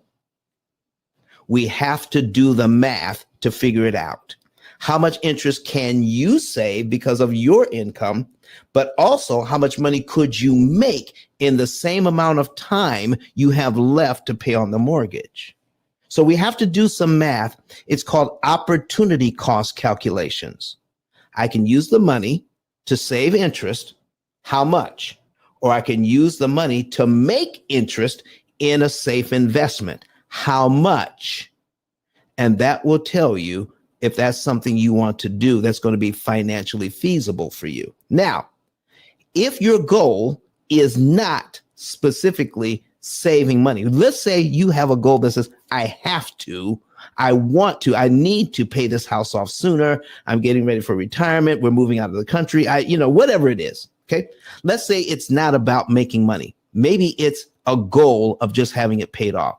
The answer is then to you, yes, you can use the system to use your discretionary funds to add to principal, so you pay the house off cheaper. And the cheaper you pay off the house, the faster you pay off the house. Folks, the P.I.L.L method has never really ever been about paying off the mortgage fast or your debt fast. It's about paying it off cheap. I want to borrow money at a discount, so more of my money will go to principal because less of my money goes to interest. Weaver says, perfect. Thank you. Listen, anybody you want to contact us, go to pillmethod.com, go to pillmethod, ice10k.com, ice10k.com, reach out to us so that we can help you. All right. So I'm right here in Huntsville, Alabama, and another Huntsvillian just kind of sneaking into the room here. I don't know what he's doing down there. But Tiny Home Plug, what you doing, man? I am actually driving down to Louisiana right now. I just hit I-65. All right. How you doing, man? Doing good, Jeremy. Listen, we're talking about ways to make some money, all right, on our property. And in Huntsville, have you run into any zoning problems with putting a tiny home on your property and renting it out like an ADU? Is that a possibility? Oh, absolutely a possibility. And depending on where the property, just like you said earlier, it depends where it's put at, if it's in the city or outside the city. I've been having some very effective meetings with the Housing Authority and the VA actually recently. So we're about to bring together some strategy for some new zoning to make it even more possible. But yeah, no, there's not much pushback. It all depends on the material makeup of the ADU, depending on where the property's at, in or outside of Huntsville, like Monrovia area, rural areas like Hazel Green and all that. But if it's in Metro Huntsville, yeah, there's definitely some pushback, but it has to do with material makeup. So we just have to shift gears based on where that property is located at, and also to the CC&R of the property. Well, I don't know much about that, but I do know that a lot of the neighborhoods in Huntsville, if you put an outbuilding of any type, it has to be of the same, like same color brick, the same kind of makeup. It has to match the property, the existing property. Is that something about what you're talking about? Because I know very little about it. Yeah, no, it's sometimes, it's more so like with the CC&R, the covenants, conditions, and restrictions of the property. If it's like in Monrovia Harvest area, they don't mind if it's like a 20-foot shipping container or if it's a panelized cabin. They don't have too much issue with that. It's just a matter of making sure that a lot of folks as in Huntsville, they're slow moving as usual. Okay. But yeah, no. So there's no real issue with that. Sometimes it can be where they need to match that, but they don't care too much about it being like brick or it being a stick build or post and beam comparatively to panelized construction material like SIP panels. That or the containers. It's just that if it's the containers, then if that person wants that, then we can add on exteriors to that and beef it up as far as the insulation rating for that area. But yeah, everything goes back to that property and the easements, and just as far as like how far back you can go and what makes the most sense. Because if you're adding something in the backyard, up in a landscape, that's how you and I met. but it's also too like with that in there, I'm thinking through like what can we make it out of and create a really good experience that has boundaries. Especially for it being in a backyard. What makes the most sense.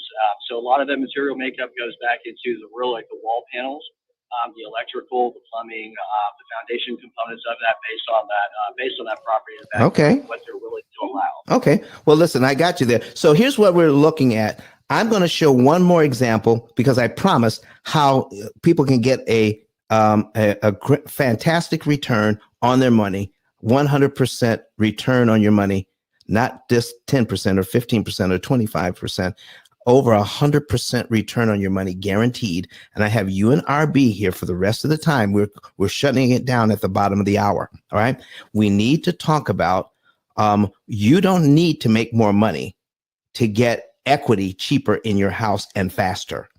But if you want to make more money, I'm glad I've got you guys here. Let's talk about those ways. Let me show you one thing here. One thing. Let's go back to the example. We're going to put it back on the screen. If you're new to the room, go to YouTube, search P.I.L.L method, and you can see what I'm getting ready to put on the screen right now. We're just going to look at the very first example we did before, okay? Where we're making our first mortgage payment here on this property. Where $447.98 is going to principal and $2,250 goes to interest. And we're looking at the principal payment in month 2.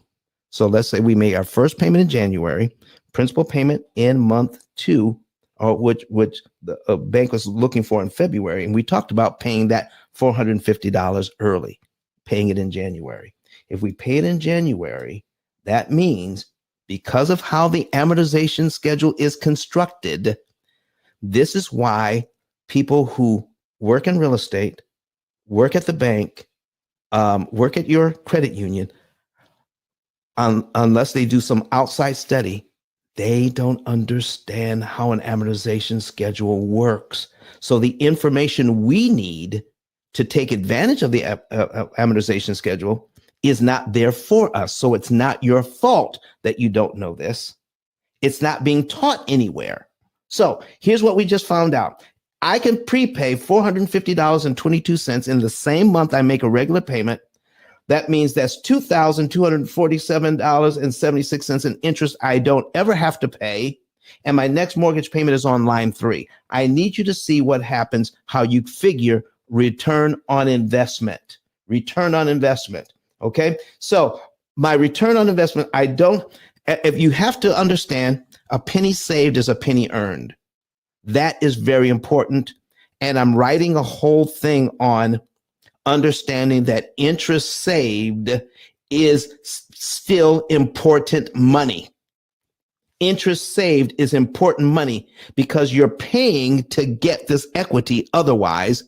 But if I can get the equity without paying the interest saved is real money that needs to be understood and appreciated. So I'm going to put the $2,247.76.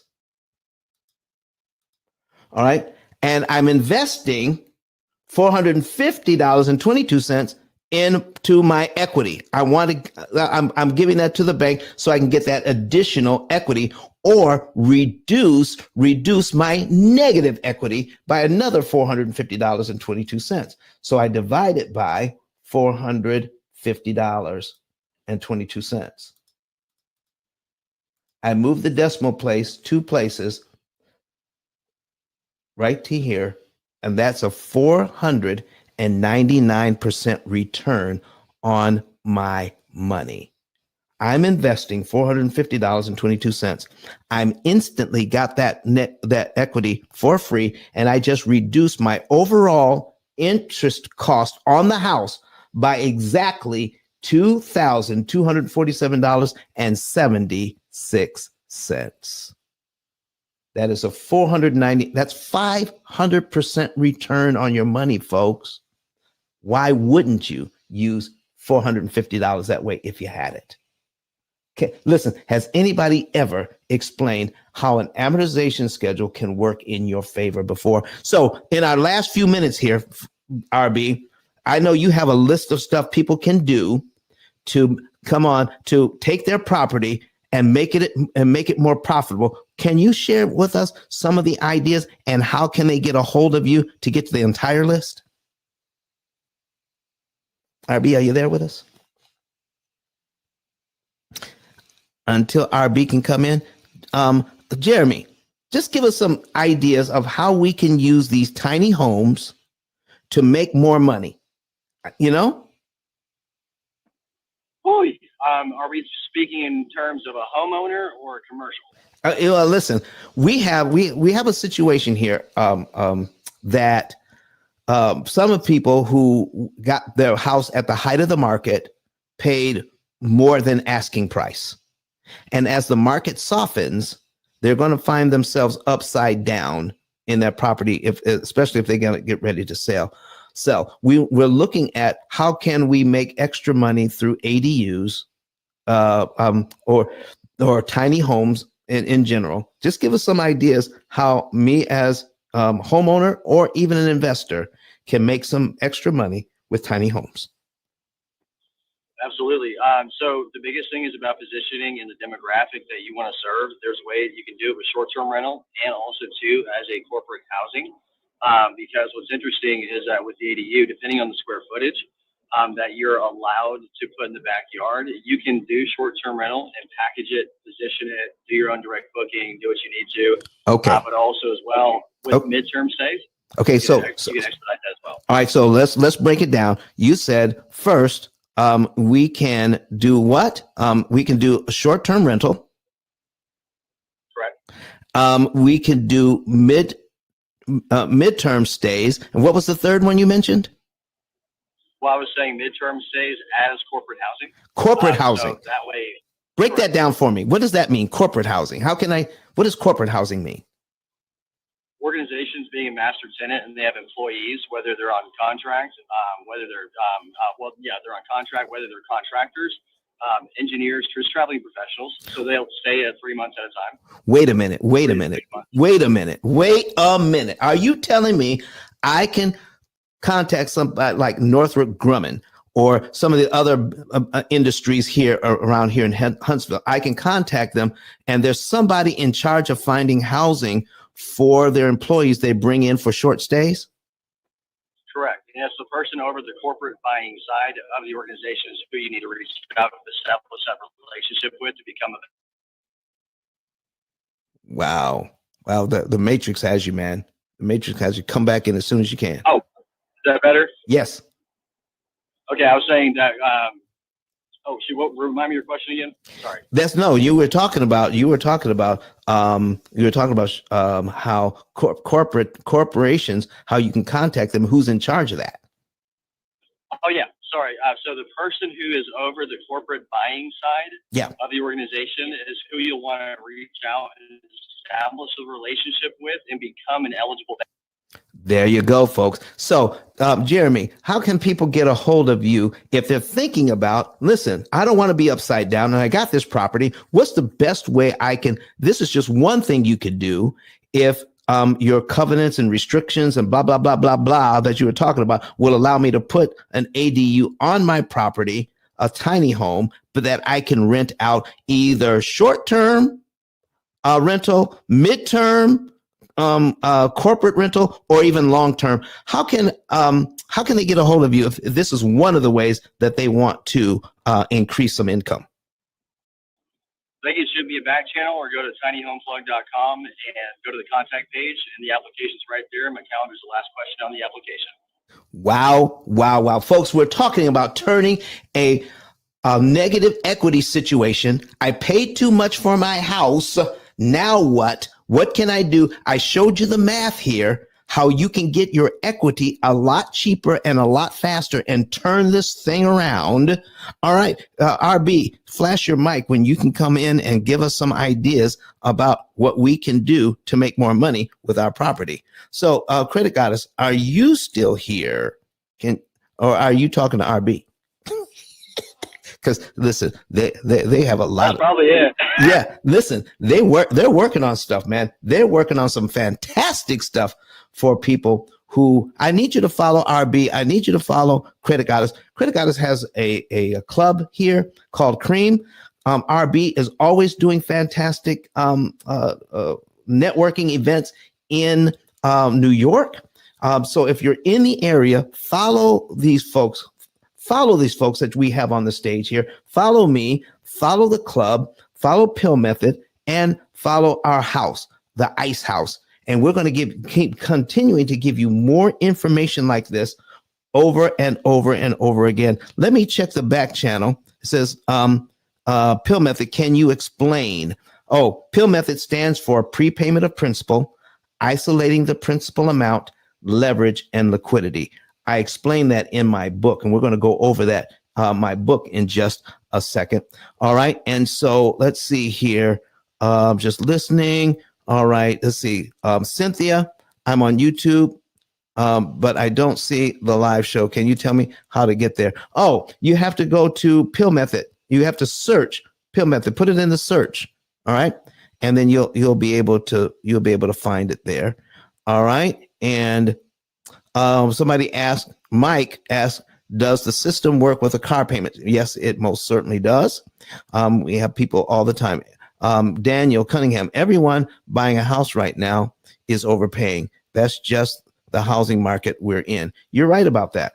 But you do not have to pay all the interest the bank is looking for and add insult to injury.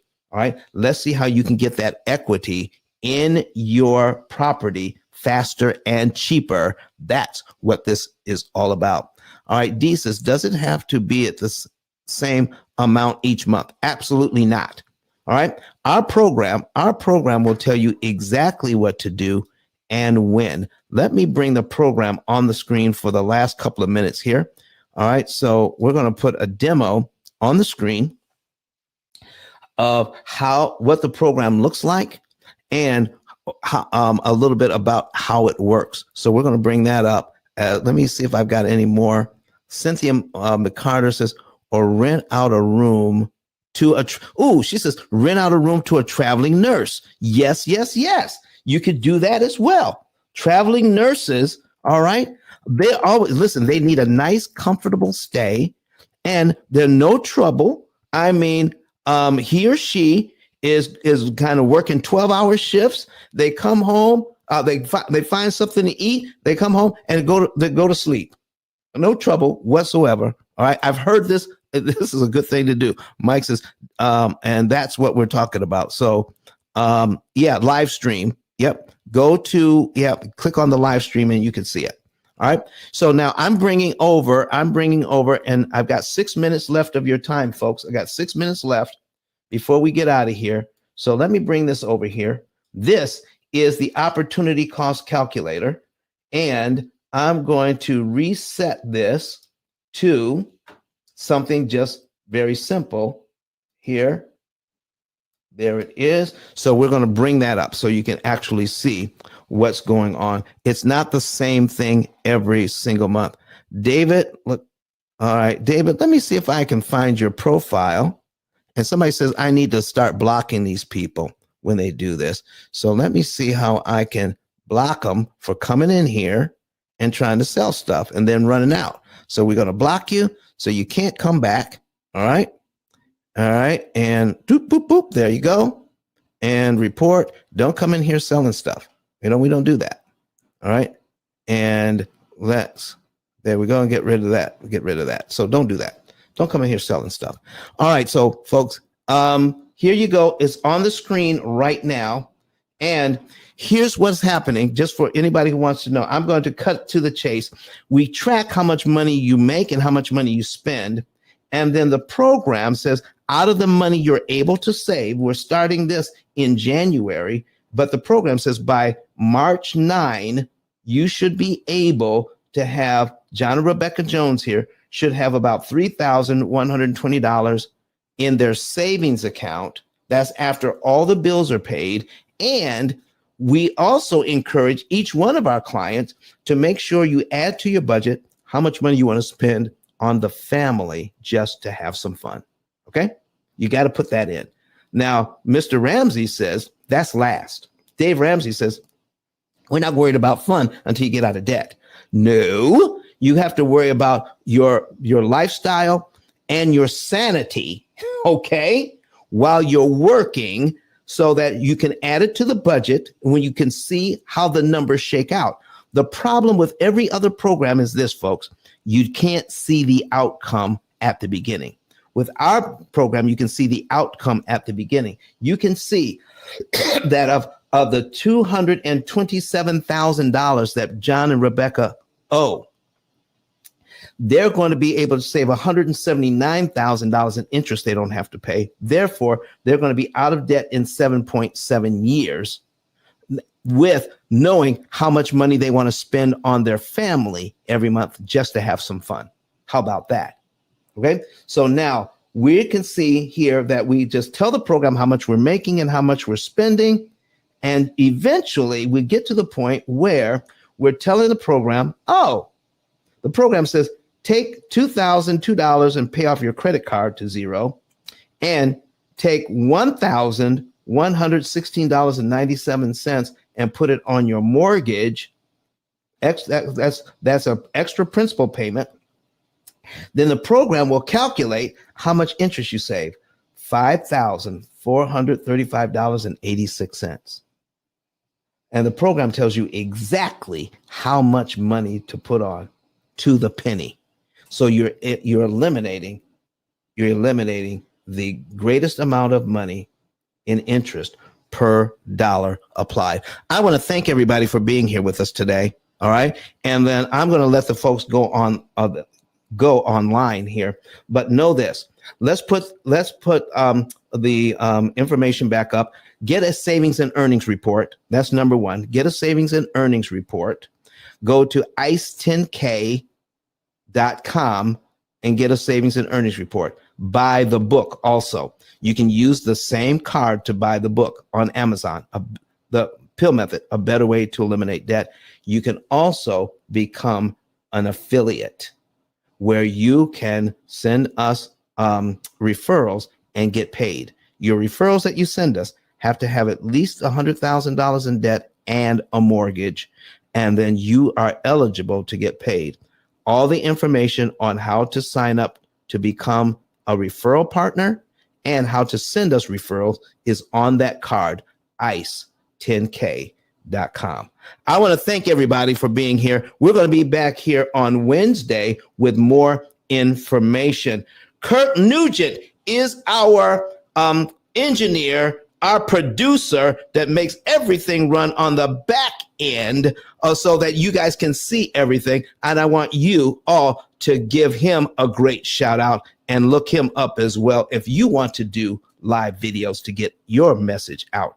See you guys on Wednesday.